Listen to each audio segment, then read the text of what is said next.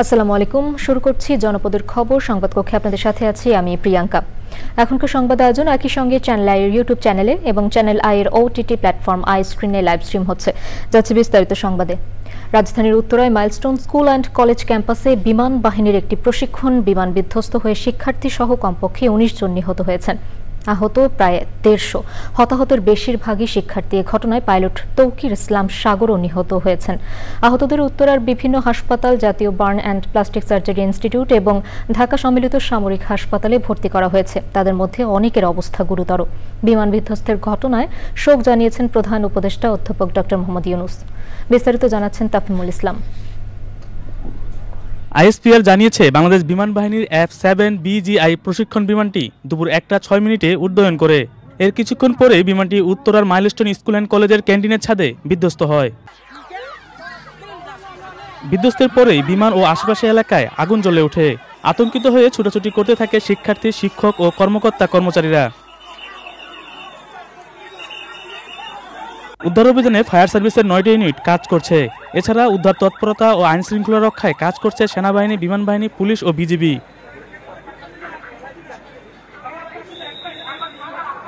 আহত ও অগ্নিদগ্ধদের আশপাশের হাসপাতাল ও জাতীয় বার্ন অ্যান্ড প্লাস্টিক সার্জারি ইনস্টিটিউটে নেওয়া হয়।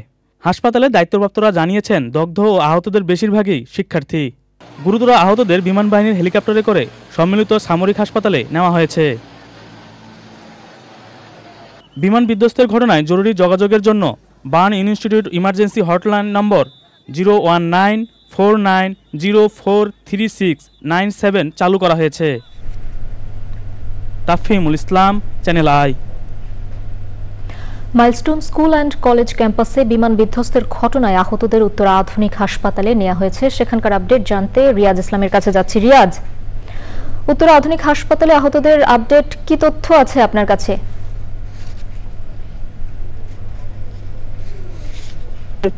এখানে হতাহত মানুষের সংখ্যা আসলে বাড়ছে। কিছুক্ষণ পরপরই এখানে অ্যাম্বুলেন্স আসছে এবং সেখানে বিভিন্ন হাসপাতালে ভর্তি করা হচ্ছে আহতদের। এর মধ্যে উত্তরা আমি রয়েছি উত্তরা আধুনিক মেডিকেল কলেজ হাসপাতালের সামনে। সেখানে 60 জন এখন পর্যন্ত ভর্তি হয়েছে, তার মধ্যে একজন নিহত খবর আমরা পেয়েছি এবং এখানে যাদের অভিভাবক রয়েছেন আহত এবং তারা কিন্তু এখানে আসছে এবং তাদের সন্তানদের খোঁজার চেষ্টা করছে, আমরা দেখতে পেয়েছি। একই অবস্থা উত্তরের অন্যান্য হাসপাতালগুলোতে, সেখানেও কিন্তু প্রচুর পরিমাণে আহত মানুষ ভর্তি হচ্ছে এবং তাদের স্বজনরা তাদের খোঁজ নিচ্ছে। এখান থেকে যারা বেশি আহত তাদের ঢাকা মেডিকেল কলেজ হাসপাতাল এবং বার্ন ইউনিট সহ অন্যান্য হাসপাতালে ভর্তি করা হচ্ছে। তবে যাদের কম আহত রয়েছেন তাদের এখানে সেবা দেওয়া হচ্ছে বলে আমরা দেখতে পেয়েছি। তবে একটি বিষয়, এখানে আসলে রক্তের একটি প্রয়োজনীয়তা ছিল। সেখানে নেগেটিভ রক্তের গ্রুপগুলো যেগুলো রয়েছে সেগুলো আসলে এখানে চাওয়া হচ্ছে, আমরা দেখতে পেয়েছি। তবে বিপুল পরিমাণে মানুষ রয়েছে এবং এখনো কিন্তু কিছুক্ষণ পর পর হাসপাতালে এই যারা আহত হয়েছেন তাদের নিয়ে। প্রিয়াঙ্কা। রিয়াজ, ধন্যবাদ আপনাকে। বিমান বিধ্বস্তের পর মাইলস্টোন স্কুল অ্যান্ড কলেজ ক্যাম্পাসের এখনকার অবস্থা জানতে পরাগ আজমের কাছে যাচ্ছি। পরাগ, মাইলস্টোন স্কুল অ্যান্ড কলেজের এখনকার অবস্থা আমাদের জানাবেন।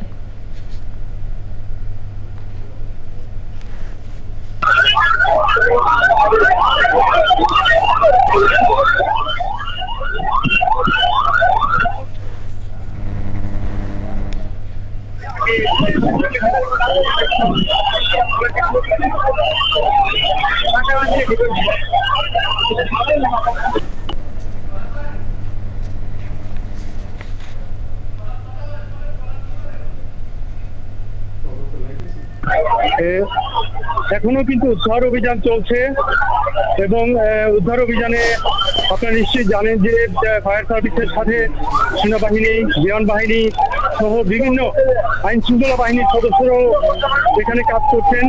অনেক ভলান্টিয়ার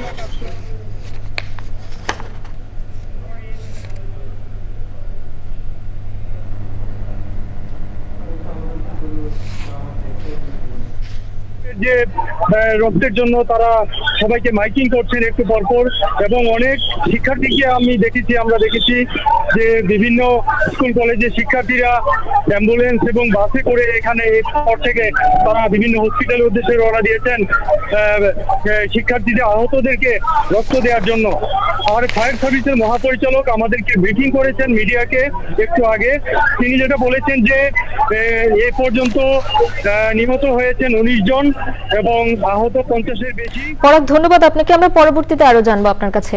রাজধানীর দিয়াবাড়ি এলাকায় মাইলস্টোন স্কুল অ্যান্ড কলেজ ক্যাম্পাসে বাংলাদেশ বিমান বাহিনীর প্রশিক্ষণ বিমান বিধ্বস্তের ঘটনায় গভীর শোক জানিয়েছেন প্রধান উপদেষ্টা অধ্যাপক মোহাম্মদ ইউনূস। এই ঘটনায় মঙ্গলবার একদিনের রাষ্ট্রীয় শোক ঘোষণা করা হয়েছে। এক শোক বার্তায় প্রধান উপদেষ্টা বলেছেন, এই দুর্ঘটনায় বিমান সেনা ও মাইলস্টোন স্কুল অ্যান্ড কলেজের শিক্ষার্থী, অভিভাবক ও শিক্ষক কর্মচারী সহ অন্যদের যে ক্ষতি হয়েছে তা অপূরণীয়। আহতদের দ্রুত আরোগ্য কামনা করে সংশ্লিষ্ট হাসপাতাল সহ সব কর্তৃপক্ষকে সর্বোচ্চ গুরুত্ব দিয়ে পরিস্থিতি মোকাবেলার নির্দেশ দিয়েছেন প্রধান উপদেষ্টা। তিনি জানিয়েছেন, সরকার দুর্ঘটনার কারণ অনুসন্ধানে প্রয়োজনীয় ব্যবস্থা নেবে ও সব ধরনের সহায়তা নিশ্চিত করবে।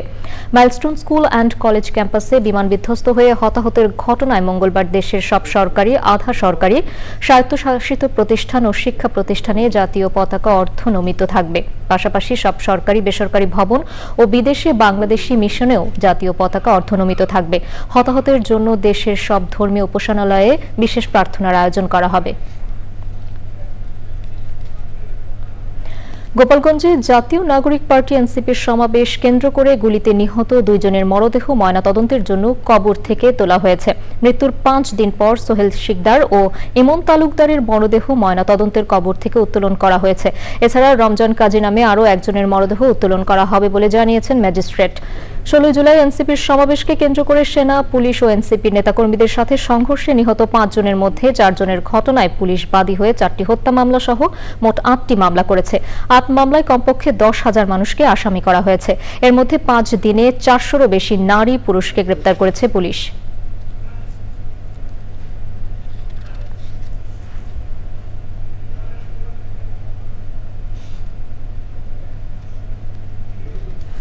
নরসিংদীর রায়পুরার চরাঞ্চল সায়দাবাদে দুই পক্ষের সংঘর্ষে মোমেনা খাতুন নামে একজন নিহত হয়েছেন। নিহতের পরিবারের সদস্যরা জানিয়েছেন, গুলিতে ওই নারীর মৃত্যু হয়েছে। সকালে ওই সংঘর্ষে আহত হয়েছেন কমপক্ষে আরও 5 জন। পুলিশ ও স্থানীয়রা জানিয়েছে, আধিপত্য বিস্তার ঘিরে বহু বছর ধরে শ্রীনগর ইউনিয়নের সায়দাবাদে হানিফ মাস্টার গ্রুপ ও ফিরোজ মেম্বার গ্রুপের মধ্যে দ্বন্দ্ব চলছিল। এর জেরে ভোরে ফিরোজ মেম্বারের লোকজন হানিফ মাস্টারের লোকজনের ওপর হামলা চালায়।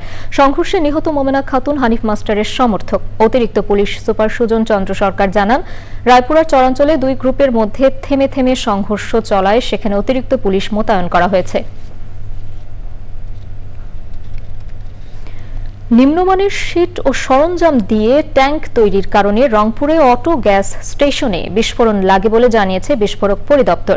দপ্তরের রংপুর কার্যালয়ের সহকারী বিস্ফোরক পরিদর্শক অশোক কুমার দাস জানিয়েছেন, সরেজমিনে তদন্তে গ্যাস ট্যাঙ্কে আগে মজুত করা গ্যাস অপসারণ না করে লিকেজ মেরামত করায় এই দুর্ঘটনা ঘটেছে বলে ধারণা করা হচ্ছে।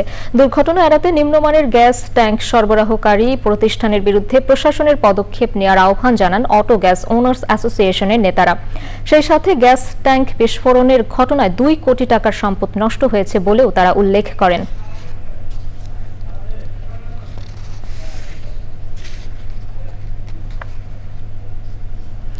এবারে প্রতিনিধিদের পাঠানো তথ্য ও ভিডিও চিত্রে সারা দেশের বিভিন্ন খবর নিয়ে আল মুকসিদের রিপোর্ট।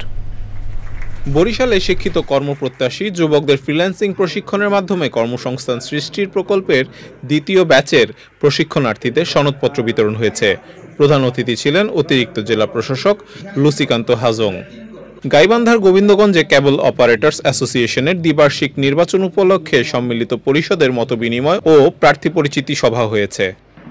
দেশবিরোধী ষড়যন্ত্র ও বিএনপির ভারপ্রাপ্ত চেয়ারম্যান তারেক রহমানকে নিয়ে অশালীন মন্তব্যের প্রতিবাদে বাগেরহাটে বিক্ষোভ মিছিল ও প্রতিবাদ সভা হয়েছে। প্রধান অতিথি ছিলেন জেলা বিএনপির নেতা কাজী খায়রুজ্জামান শিপন।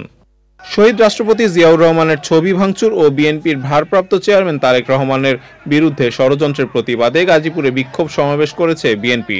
প্রধান অতিথি ছিলেন বিএনপির কেন্দ্রীয় নির্বাহী কমিটির শ্রমিক বিষয়ক সহ সম্পাদক হুমায়ুন কবির খান।